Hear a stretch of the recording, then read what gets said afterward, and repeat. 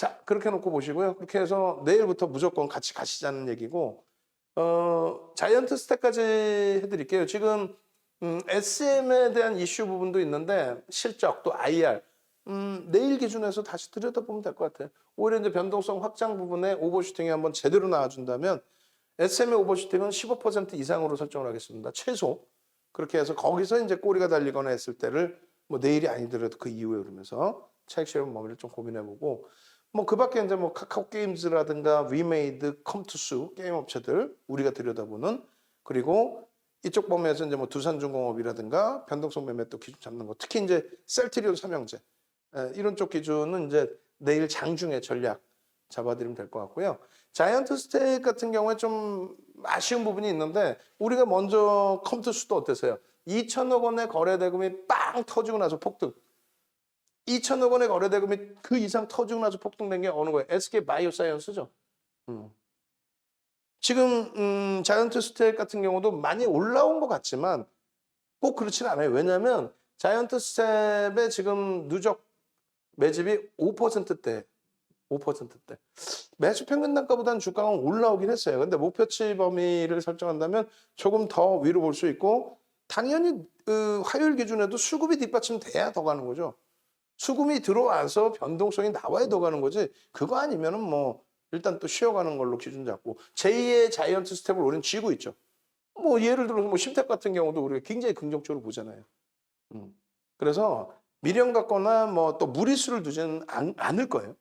결론적으로 이제 차분차분하게 대처를 할 건데, 이 자이언트 스택 같은 경우에는 뭐 펀더멘털적인 부분 또 모멘텀적인 내용들 이런 거는 뭐 여러분들이 더 잘 아실 거고, 그런 내용은 장중에 녹화를 뜰 때 다시 잡아드릴 거고, 오늘 같은 경우에도 VI 2차 VI까지 다 들어갔어요. 그렇게 되면서 이제 주린열 공 선생님도 수익을 다 잡아내셨고, 상승률 9위, 거래대금이 드디어 이제 2천억을 넘겨주는 흐름, 1조 원짜리 종목에서 가장 높은 상승률 2위에 놓여졌습니다. 그리고 거래대금은 2,170억.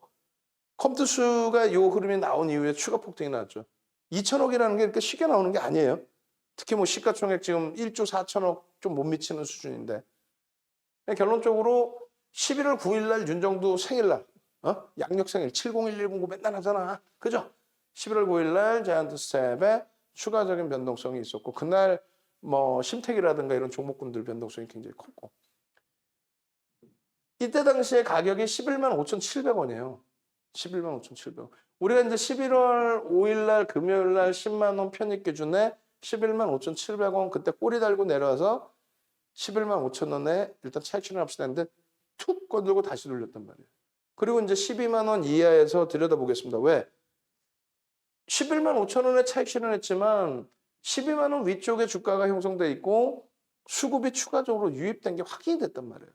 그러니까 뭐 꼭 무조건 내가 판 가격보다 낮은 가격 그렇게 들어갈 수는 없잖아요.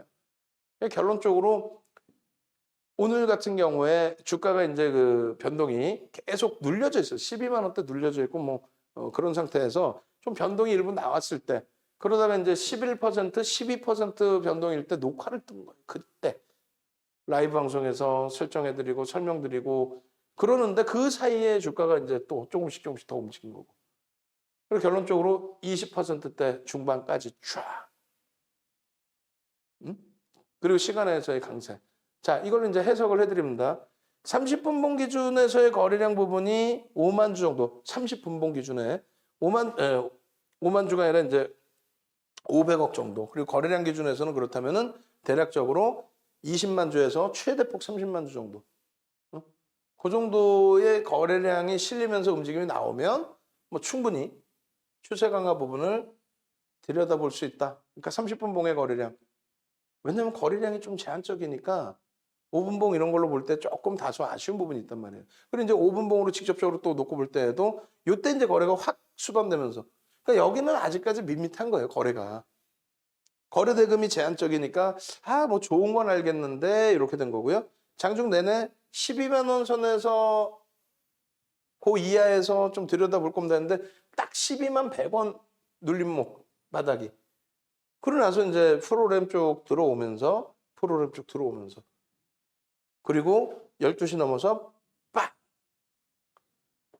빵빵.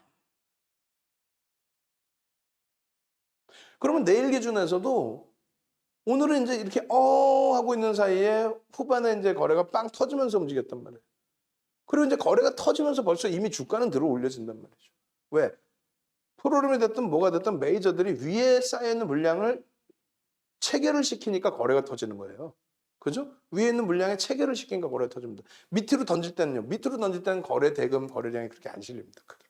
어찌됐든 11월 9일 날 요 기준에서 변형, 샛별형의 기준. 원래는 이제 우리가 5일 날 기준 잡아드린 거고 요 음봉으로 이렇게 표시해드린 부분이 변형, 샛별형의 이 11만 원 가격을 놓고 봐도 된다. 거기를 거래를 수반시켜주고 움직이면 되는데 우리 옥신 같아서는 얼마? 2천억 원의 거래 대금을 터트려주면 제일 좋겠다.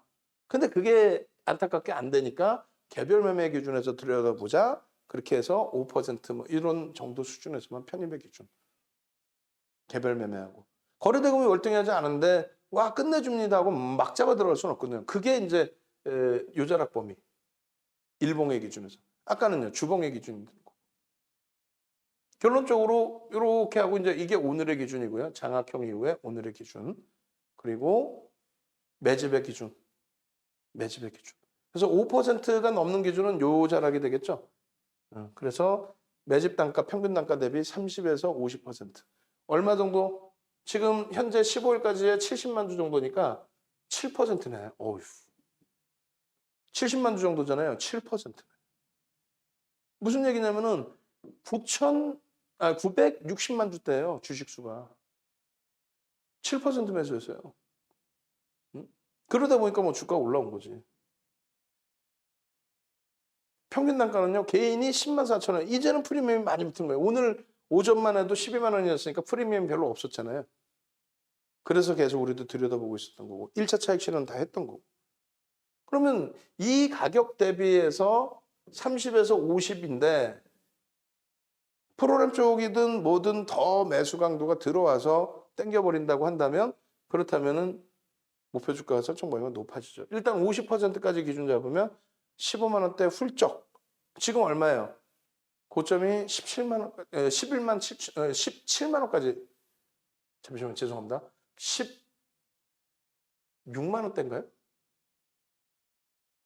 잠을 못 자니까 저도 정신이 없어요. 그렇게 해서 여기 보면 가격도 나오겠죠. 16만 원 수준까지가 맞을 겁니다. 그렇게 해서 이제 장중에 17만 원인가요? 11만 7천 원, 12만, 13만, 17만 원 정도 되겠네요.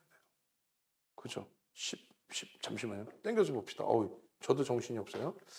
자, 그렇게 해서 오늘 이렇게 해서 장중에 14만 7천 원대까지 수치 관점이 좀 헷갈렸어요. 14만 7천 원대까지 움직임이 나왔었죠. 그렇게 해서 이제 그 50%의 기준 목표 주가로 따진다면 15만 원대, 16만 원이니까 아직 갈 자리는 조금 더 남아 있는 거고 추가적인 매수가 들어오면 이제 목표 주가는 더 높아지는 거고. 그렇게 해서 결론적으로 이 장악형의 기준에 말씀드렸습니다. 그냥 시중에 나와 있는 장악형 이 기준이 아니. 캔들 뭐 어딜 가나 HTS에도 상승 장악형이 뜹니다. 별 3개입니다. 상승 반전합니다. 끝. 말씀드렸잖아요. 도소에 이렇게 올려드리고 이 내용이 뭐냐면 5에서 10거래일 이상의 추세 하락 지속. 추세가 이렇게 어느 날 올랐다 밀리고 올랐다 밀리고 이렇게 돼야지 뭐 10거래일 동안 내리 빠졌다. 그럼 뭐 반등 나오겠지. 그런 개념이 아니라 추세적인 약세를 띠다가 변동인데 이것이 3에서 5거래일, 1에서 3거래일도 상관없다. 요거는 2015년도에 바꿔드리는 기준점이고 여기는 2020년 3월 이후. 기준점이 뭐예요? 2015년 6월에는 상한가 제도가 30%씩 플러스 마이너스. 그리고 이 기준점 2000년 3월 이후에는 뭐예요? 변동성이 어마어마해졌다. 뭐 때문에? 유동성 때문에. 2020년 1월 2일 날 4조 6,500억 하던 그러니까 마지막 5조 미만의 거래대금이에요. 유가증권 시장. 근데 이게 1년 만에 1월 11일 날 44조 4천억. 얘는 4조 6,500억. 44조. 그렇기 때문에 하루의 변동성도 상상을 초월하게 나온다는 거죠.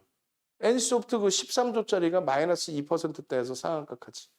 그렇게 되면 그거를 하루짜리 캔들만을 놓고 봐도 그 변동성을 평상시 변동성 대비해서 뭐 5배 이상 막 올라간 거 아닙니까? 10배 막 이렇게. N소프트가 하루에 뭐 1, 2%, 2, 3% 움직이다가 상한가니까. 그래서 캔들의 위치. 근데 이게 전 세계적으로 이 내용이 있느냐? 전 세계적으로 없어요.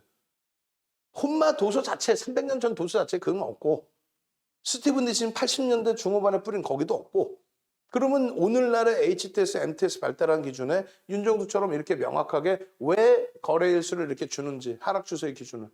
단 한 명도 나는 이 단 한 권의 책도 못 봤고, 유튜브에서도 못 봤어요. 이 말씀 드리는 거는 정형화 해놓고 기준을 잡아놓고 대처를 해야 여러분들이 명확하게 정형화된 테두리 안에서 전략의 기준을 잡아서 대처할 수 있다. 여러분들이 5일선을 맹신하는 것처럼 5일선 이탈되면 손절, 5일선 올라타면 매수 뭐 이런 식으로 마찬가지예요. 두 번째 중요한 부분은 뭐라 그랬어요? 그렇게 해서 떴는데 그러면 어디서 편입하느냐? 장각형이 뜨면 어디서 편입하느냐? 장각 확인형이 뜨면 어디서 편입하느냐? 그 기준이 중요하다고 그랬잖아요. 그 기준이. 전 세계 도서에 없어요. 어디서 사는지. 그리고 더 중요한 거는 샀는데 되돌린 구간 어디서 만에 하나 장악형이 떴는데 주가가 밀려버려요. 그럼 어디서 정리를 해야 되는지 차익 실현 내지는 손절을 해야 되는지 그게 정형화된 게 없죠. 그 도서 그리고 그 동영상 교육 강좌를 여러분들께 쿠팡에서 얼마? 9시간에 110만 원에 판매를 하고 있다. 그게 총 5가지의 강좌가 있다. 캔들, 뭐 이동평균선 뭐 전체. 근데 오늘 합류하신 분들은 그 강좌를 전부 공부하시라고 VOD, 교재, USB를 다 그냥 무료로 드린다는 거예요. 그 수익 내고 나서 나머지 기준에 공부를 하시라는 거예요. 여기는 아마 있을 것 같아요.